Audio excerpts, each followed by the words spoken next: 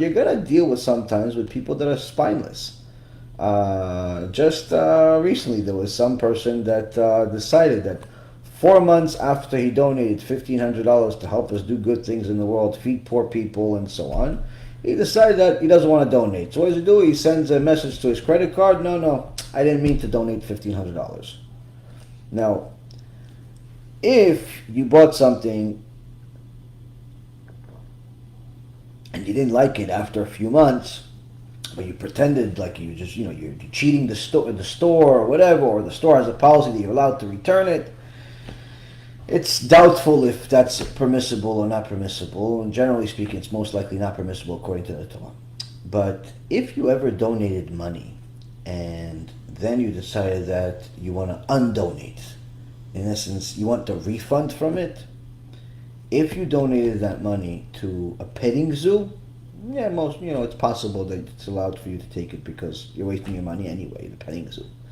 But if you donated your money to Torah, and even if you wanted the money back a week later, forget about 3-4 months later, a week later, you're making a very big mistake. Why? Because once that money, according to the Torah, once the money was donated to Torah, it's like it was donated to the Bet HaMikdash, meaning it was donated to Hashem. If it's a legitimate organization, which we're working very, very hard on being that legitimate organization, that Baruch Hashem, everything goes towards Torah, queue of helping people and so on. So what ends up happening is that a person now wanted to do a mitzvah. He donated money. Donated $1,000, donated $100, donated whatever he donated. And then he decided, the Yetzer Hara showed up, got into his head, took over the steering wheel, and said, no, you know what, why don't you just call the credit card company and dispute this charge. You'll have an easy $1,000, $2,000 back in your account. Let's just get it over with. It's much easier than going to work. It's much easier. Get the money back by simply disputing the charge. Now he thinks that, what's the big deal? I donated. No, I didn't donate. What's the big deal? It's just like sometimes you buy a product, sometimes you return it. Wrong. Why?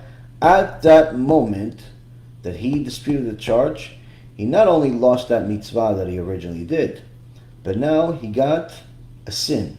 What sin? Gezel, stealing. But not just any type of gezel. The worst type. What type? Gezel from God. He officially is considered as if somebody that stole from God. And that's a very, very serious problem. Why? Because God knows where you live. God knows where you are. God knows who gave you the money, which is Him.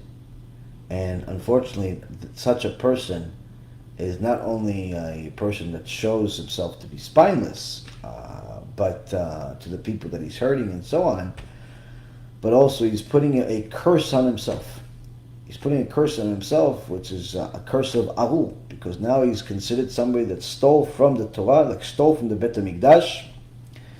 And it's sad. It's a sad situation. You feel bad for that person because there's nothing you can do. All you can do is you could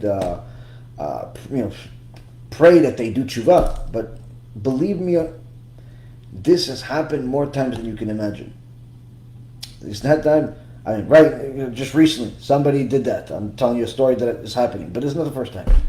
Last time I went to New York, or maybe 2 times ago I went to New York, we had a couple of events.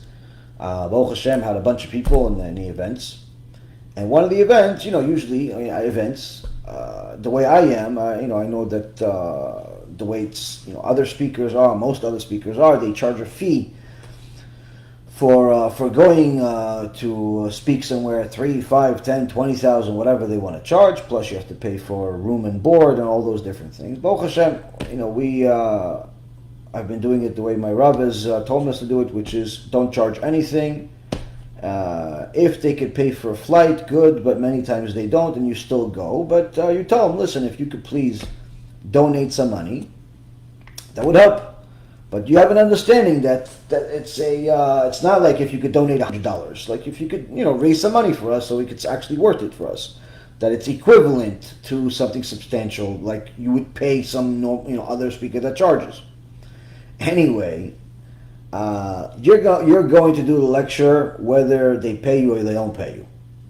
Why? Because you're doing it for the sake of Torah. But you're hoping that there is, people actually donate. So you could continue to do this, because if you keep paying for your own lectures and your own travel and your own everything else, you're not going to survive. So anyway, I had this guy was chasing me to do a lecture at his place for months. Months. Finally, I told him, listen, fine, I'm coming to New York. If you can commit to bringing a few hundred people, at least, 150, 250 people, I think it was 150 or 250, whatever the number was at the time, I'll come. Yeah. He talked to my assistant. Yeah, we'll raise some money. We'll do this. We'll do that. Whatever. Long story short, we went to New York, and we did the lecture. The turnout wasn't as good as I hoped it was, but it was okay. But it was nowhere near as much as what it should have been. He didn't market it as good as you should, and so on and so forth. But whatever, we did the lecture. Baruch Hashem, it was a decent lecture. I think the people that were there enjoyed it. And after the lecture, usually what ends up happening is that the people give me the money, and I leave. After I meet with everybody and I talk to everybody and deal with personal issues and so on, the guy that held the lecture, or different people individually, give me some money, and I leave after that. In this particular event, the guy sees me outside after I finish. I think by the time we finished, it was maybe like 2 o'clock in the morning, and maybe even later. Anyway, the guy sees me go, oh yeah, listen, we loved the lecture, it was great, wow, amazing, this, that, okay, great. Well, and he says, and he's in his car, and he's like, listen, I got all the money from everybody, I'm going to put everything, I'm just going to simply send you a check.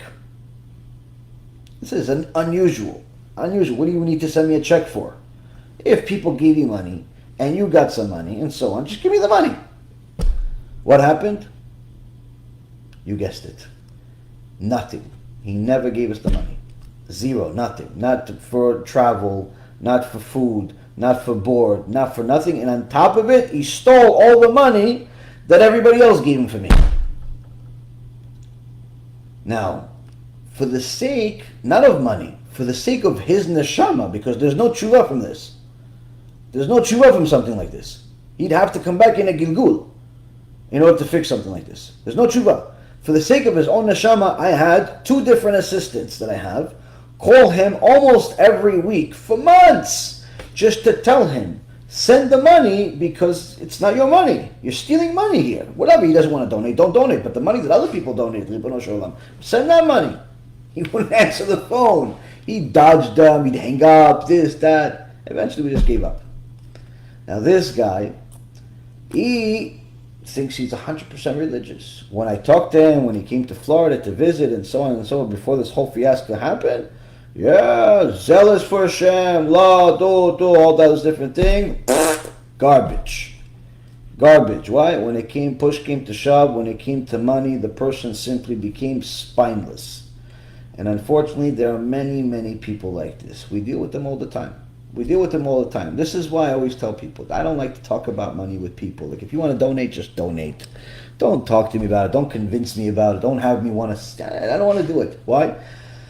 It's just not worth it. If I wanted to talk about money, I'd go to Wall Street. I'd go, talk about big money and things like that. But it's just not worth it. Trust me, we need to raise a lot of money. And I have this inner battle right now of whether I have to start calling people to ask them for money because we need to raise a lot of money, and it's a lot more than what we're doing now. But it's a problem. It's a very serious problem because people, unfortunately, are not, don't stand up for their word. And what ends up happening is that there's a Mishnah.